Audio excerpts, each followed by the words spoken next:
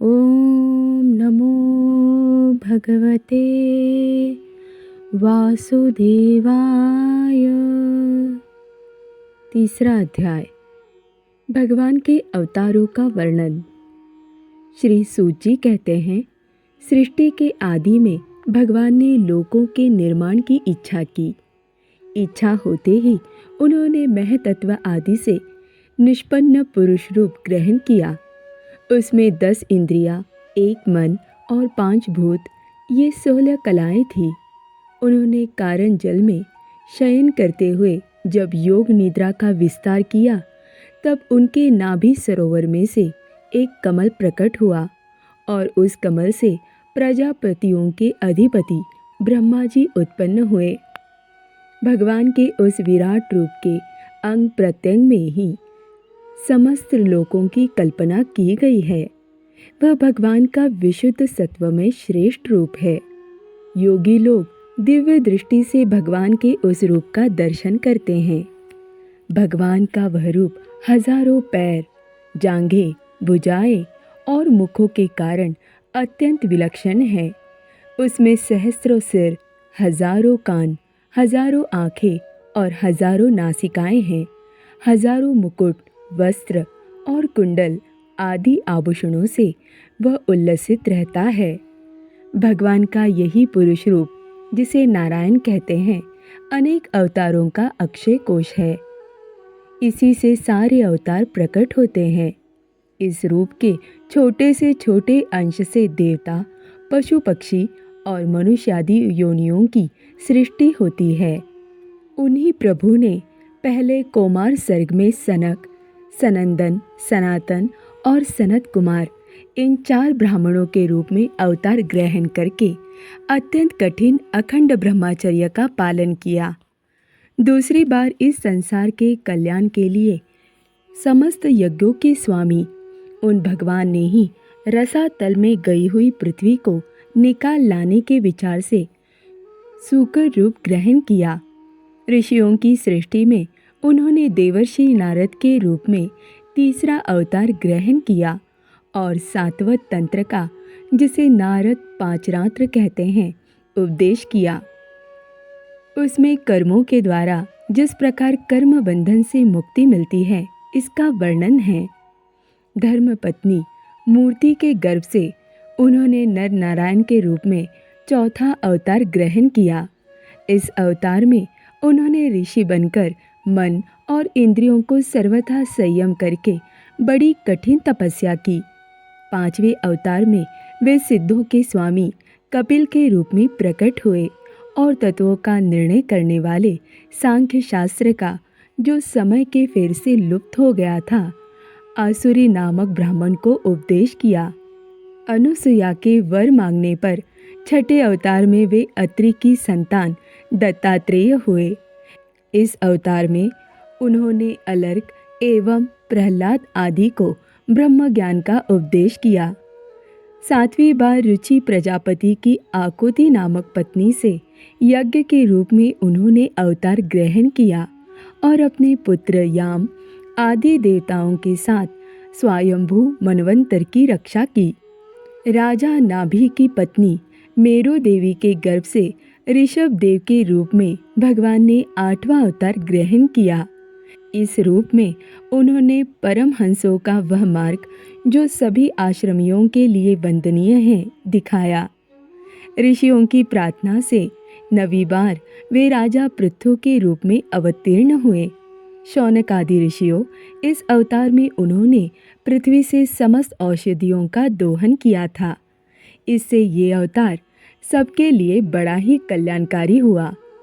चाशुष मनवंतर के अंत में जब सारी त्रिलोकी समुद्र में डूब रही थी, तब उन्होंने मत्स्य के रूप में 10वां अवतार ग्रहण किया और पृथ्वी रूपिणी नौका पर बैठकर अगले मनवंतर के अधिपति वैवस्वत मनु की रक्षा की।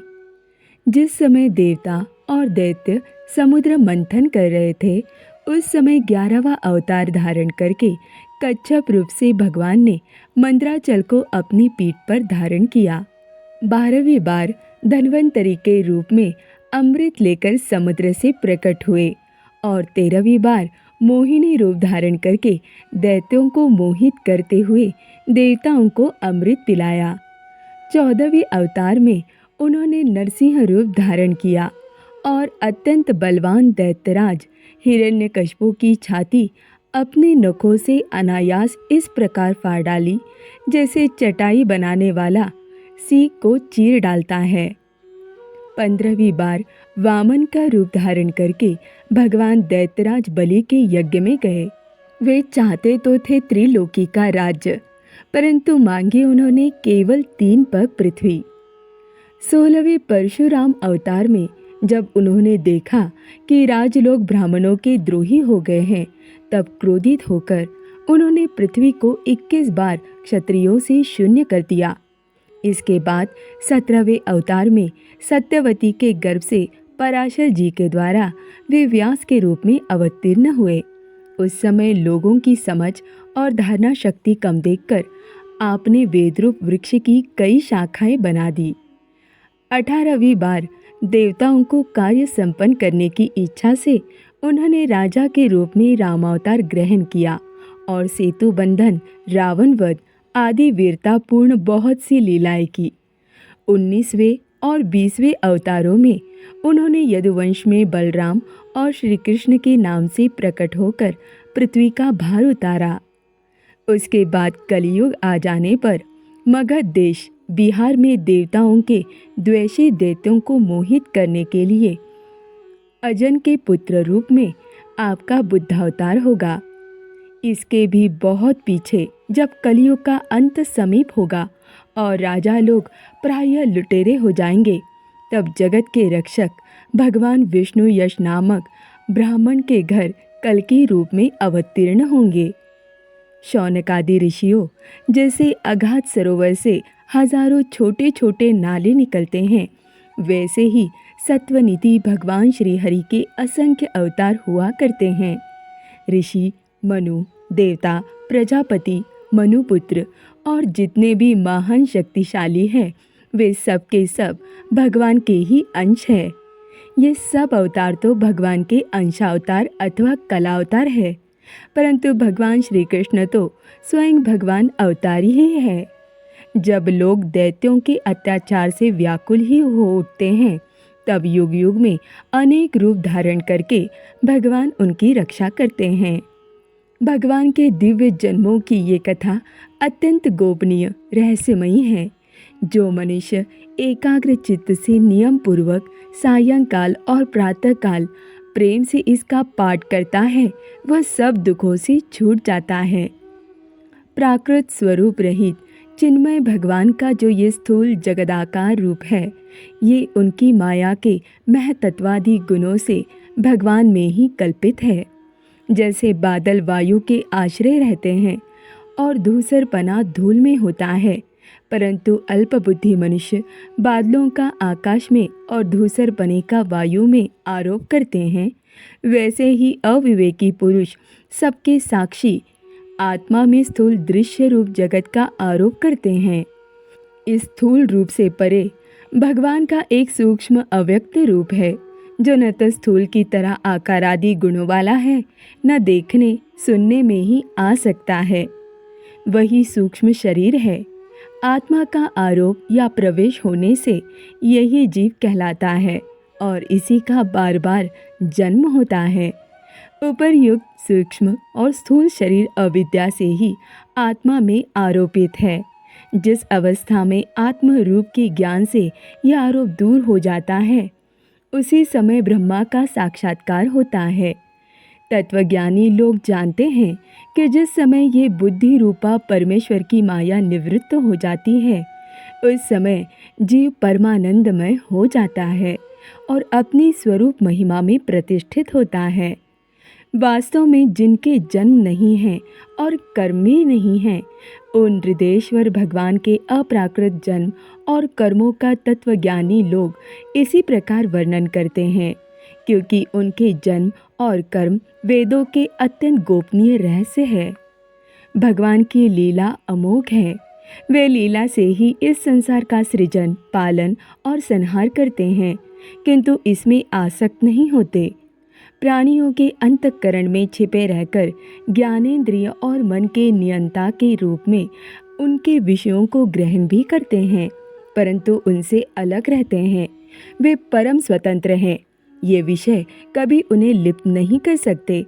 जैसे अनजान मनुष्य जादूगर अथवा नट के संकल्प और वचनों से की हुई करामत को नहीं समझ पाता, वैसे ही अपने संकल्प और वेदवाणी के द्वारा भगवान के प्रकट किए हुए इन नाना नाम और रूपों को तथा उनकी लीलाओं को कुबुद्धि जीव बहुत सी तर्क युक्तियों के द्वारा नहीं पहचान सकता। चक्रपाणी भगवान की शक्ति और पराक्रम अनंत है, उनकी कोई था नहीं पा सकता। वे सारे जगत के निर्माता होने पर भी उससे सर्वथा परे हैं। उनके स्वरूप को अथवा उनकी लीला के रहस्य को वही जान सकता है जो नित्य निरंतर निष्कपट भाव से उनके चरण कमलों की दिव्य गंध का सेवन करता है, सेवा भाव से उनके चरणों का चिंतन करता रहता है। शौनकादि ऋषियों, आप लोग बड़े ही सौभाग्यशाली तथा धन्य हैं जो इस जीवन में और विघ्न बाधाओं से भरे इस संसार में समस्त लोकों के स्वामी भगवान श्री कृष्ण से वह सर्वात्मक आत्मभाव व अनिर्वचनीय अनन्य प्रेम करते हैं, जिससे फिर इस जन्म मरण रूप संसार के भयंकर चक्र में नहीं पड़ना होता। भगवान वेदव्यास ने ये वेदों के समान भगवत चरित्र से परिपूर्ण भागवत नाम का पुराण बनाया है। उन्होंने इस श्लाघनीय, कल्याणकारी और महान पुराण को लोगों के परम कल्याण के लिए अपने आत्मज्ञानी शिरोमणि पुत्र को ग्रहण कराया। इसमें सारे वेद और इतिहासों का सार संग्रह किया गया है। सुखदेव जी ने राजा परीक्षित को ये सुनाया।